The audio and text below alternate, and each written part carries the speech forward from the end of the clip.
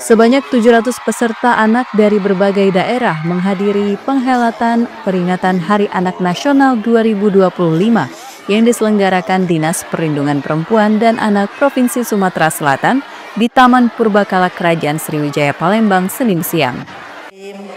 Puncak peringatan Hari Anak Nasional ke-41 di Sumatera Selatan, Gubernur Sumatera Selatan Herman Deru berharap puncak kegiatan ini tidak hanya diwarnai keceriaan sesaat, tetapi menjadi ajang dan komitmen pemerintah daerah terhadap perlindungan anak Indonesia.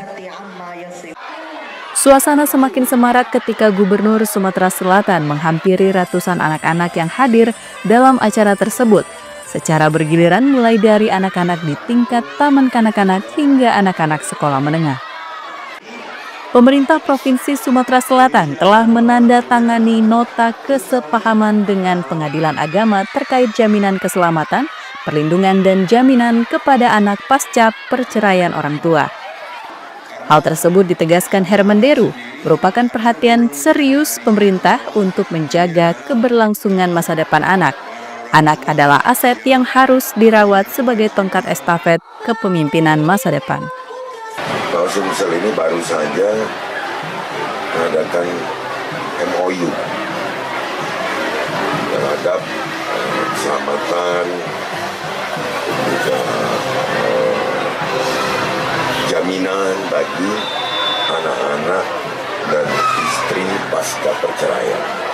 Jadi di Hari Anak inilah momentumnya kita menunjukkan perhatian kita terhadap masa depan anak-anak kita. Kita ketahui bahwa kita ini hanya pemegang tongkat estafet. Pada saatnya kita akan serahkan dengan mereka. Dalam kesempatan itu, Gubernur Sumatera Selatan Gubernur Herman Deru menyampaikan pelaksanaan pada hari ini adalah merupakan salah satu upaya pemenuhan dari 31 hak-hak anak sebagaimana tertuang dalam Undang-Undang 35 tahun 2014 tentang perlindungan anak. Kegiatan ini sendiri diselenggarakan mulai dari tanggal 15 sampai dengan 18 Agustus tahun 2025 dengan berbagai macam kegiatan. Dari Palembang, Sumatera Selatan, Muhammad Riza Palevi, iNews melaporkan.